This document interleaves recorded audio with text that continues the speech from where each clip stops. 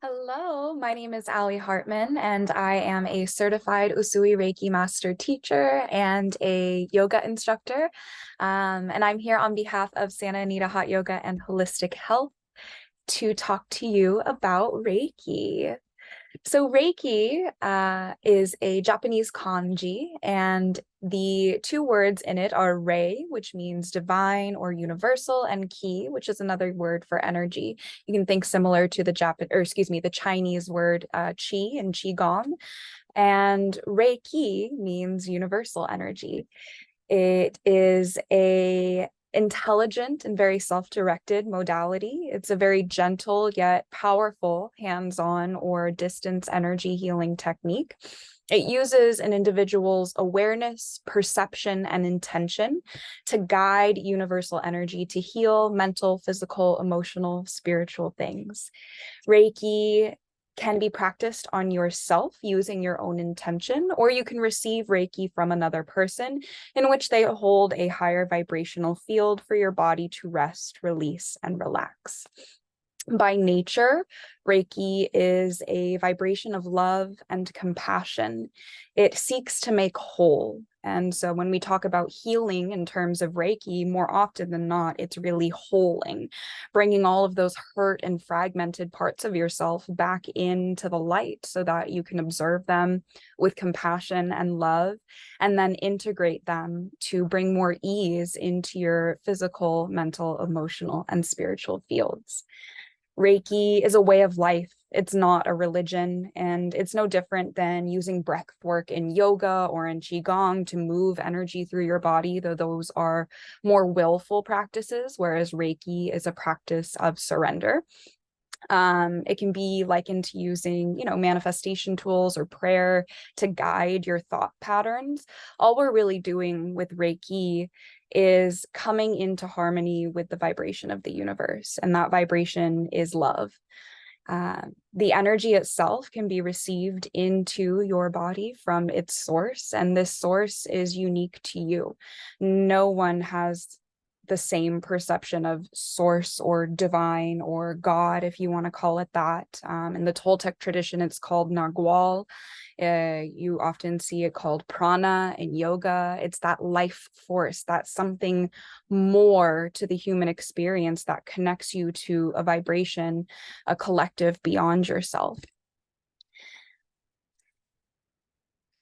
Disease, illness, and discomfort, whether they present physically, mentally, or emotionally, are symptoms of the absence of alignment or balance or harmony. Alignment, balance, and harmony, we're kind of using interchangeably here.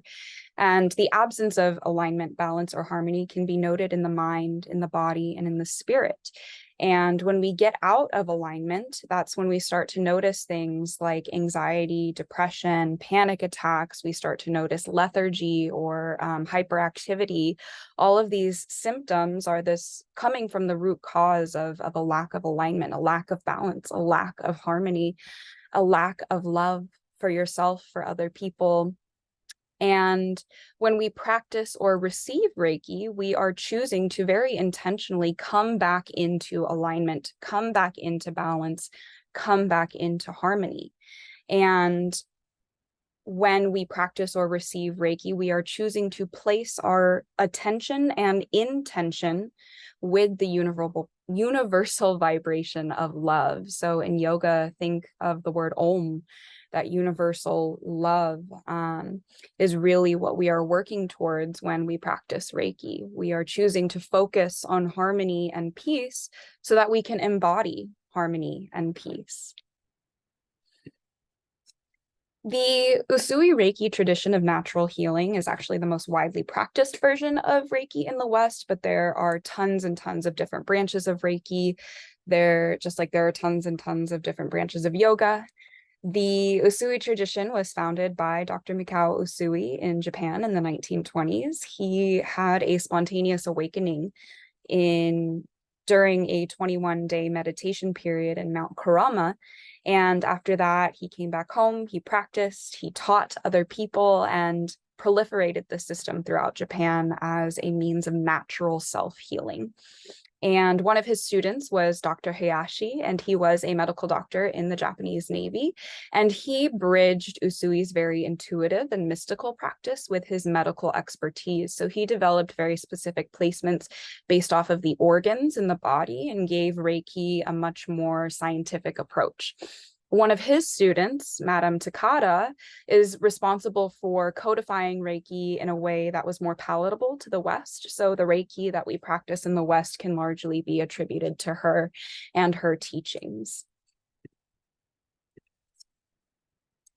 There are 5 primary principles of Reiki, and you can think of them as commitments to how you should want to live your life. Similar to the yamas and niyamas in yoga, they're ways of conducting yourself, of patterning your thoughts, of going about your day in order to produce the most balance, the most harmony, the most peace, the most love.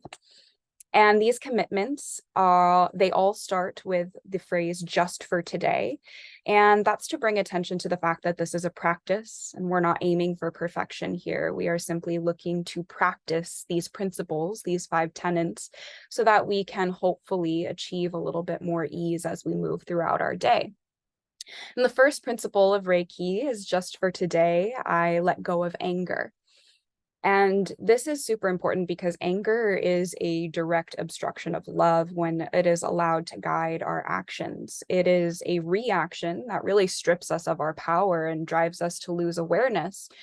And this can be likened to the yogic principle of ahimsa, or do no harm, in which you should never enter into any action towards another living being from a place of malice or with the intent to harm. And so Reiki has a very similar outlook, right? We should approach everything from a place of love. This does not mean we're never going to get angry.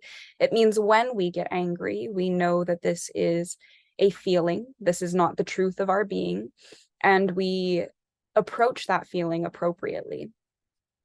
The second principle of Reiki is "just for today, I let go of worry." And it functions very similarly to the first principle in that it's not that we will never get worried. It's not that we will never feel that fear, that worry. It's that when we feel worry, how do we interface with it? How do we deal with it?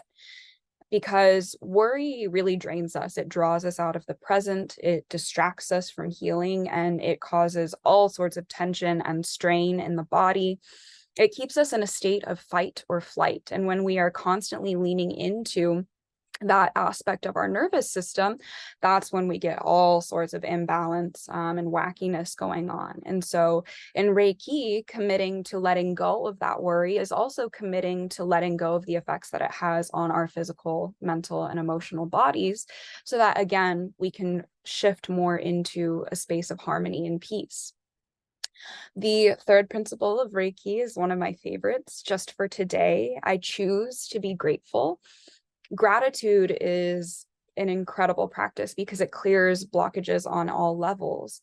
It allows us to remain present in the healing space that we hold for ourselves because it draws us out of a scarcity mentality and into a state of understanding that what we have is what we have, and that's enough. In yogic terms, we can think of the ideology behind Anjali Mudra, or the Namaste symbol, which is an expression of gratitude towards the divine in you and in me. And Reiki has that similar expression of gratitude. You know, I am grateful for all that I have, and that is enough.